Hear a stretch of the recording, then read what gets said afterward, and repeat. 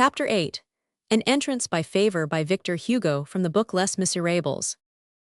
Although he did not suspect the fact, the mayor of M enjoyed a sort of celebrity. For the space of 7 years, his reputation for virtue had filled the whole of Bas-Boulonnais.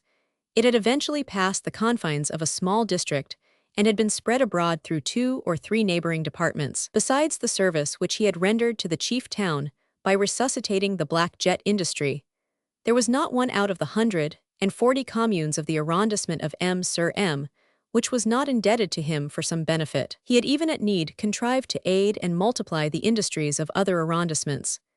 It was thus that he had, when occasion offered, supported with his credit and his funds the linen factory at Boulogne, the flax-spinning industry at Frévent, and the hydraulic manufacture of cloth at Bouber-sur-Canche. Everywhere the name of M. Madeleine was pronounced with veneration. Arras and Douai envied the happy little town of M. its mayor. The councillor of the royal court of Douai, who was presiding over this session of the assizes at Arras, was acquainted, in common with the rest of the world, with this name which was so profoundly and universally honored. When the usher, discreetly opening the door which connected the council chamber with the courtroom, bent over the back of the president's armchair and handed him the paper on which was inscribed the line which we have just perused, adding, "The gentleman desires to be present at the trial," the president, with a quick and deferential movement, seized a pen and wrote a few words at the bottom of the paper and returned it to the usher, saying, "Admit him." The unhappy man whose history we are relating had remained near the door of the hall, in the same place, and the same attitude in which the usher had left him. In the midst of his reverie he heard someone saying to him, "Will monsieur do me the honor to follow me?" It was the same usher who had turned his back upon him but a moment previously, and who was now bowing to the earth before him. At the same time, the usher handed him the paper. He unfolded it, and as he chanced to be near the light, he could read it. The president of the Court of Assizes presents his respects to M. Madeleine.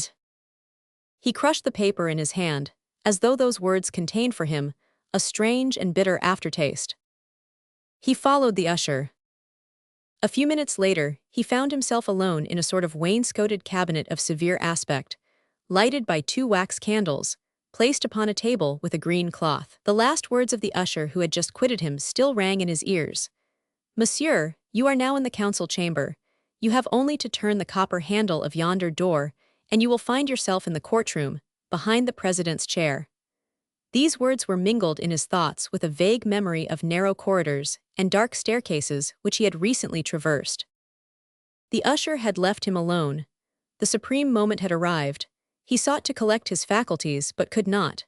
It is chiefly at the moment when there is the greatest need for attaching them to the painful realities of life that the threads of thought snap within the brain. He was in the very place where the judges deliberated and condemned. With stupid tranquility he surveyed this peaceful and terrible apartment where so many lives had been broken, which was soon to ring with his name, and which his fate was at that moment traversing. He stared at the wall, then he looked at himself, wondering that it should be that chamber and that it should be he. He had eaten nothing for 24 hours. He was worn out by the jolts of the cart, but he was not conscious of it. It seemed to him that he felt nothing. He approached a black frame which was suspended on the wall, and which contained, under glass, an ancient autograph letter of Jean-Nicolas Pache, mayor of Paris and minister, and dated, through an error, no doubt, the 9th of June of the year II, and in which Pache forwarded to the commune the list of ministers and deputies held in arrest by them. Any spectator who had chanced to see him at that moment, and who had watched him, would have imagined, doubtless, that this letter struck him as very curious, for he did not take his eyes from it, and he read it 2 or 3 times. He read it without paying any attention to it, and unconsciously. He was thinking of Fantine and Cosette. As he dreamed, he turned round, and his eyes fell upon the brass knob of the door which separated him from the Court of Assizes. He had almost forgotten that door. His glance, calm at first, paused there, remained fixed on that brass handle, then grew terrified, and little by little became impregnated with fear. Beads of perspiration burst forth among his hair and trickled down upon his temples. At a certain moment he made that indescribable gesture of a sort of authority mingled with rebellion, which is intended to convey, and which does so well convey, "Pardieu, who compels me to this?" Then he wheeled briskly round, caught sight of the door through which he had entered in front of him, went to it, opened it, and passed out. He was no longer in that chamber. He was outside in a corridor, a long, narrow corridor broken by steps and gratings, making all sorts of angles, lighted here and there by lanterns similar to the night taper of invalids, the corridor through which he had approached. He breathed, he listened. Not a sound in front, not a sound behind him, and he fled as though pursued. When he had turned many angles in this corridor, he still listened. The same silence reigned, and there was the same darkness around him. He was out of breath, he staggered, he leaned against the wall. The stone was cold, the perspiration lay ice-cold on his brow, he straightened himself up with a shiver. Then, there alone in the darkness, trembling with cold and with something else, too, perchance, he meditated. He had meditated all night long, he had meditated all the day. He heard within him but one voice which said, "Alas!" A quarter of an hour passed thus.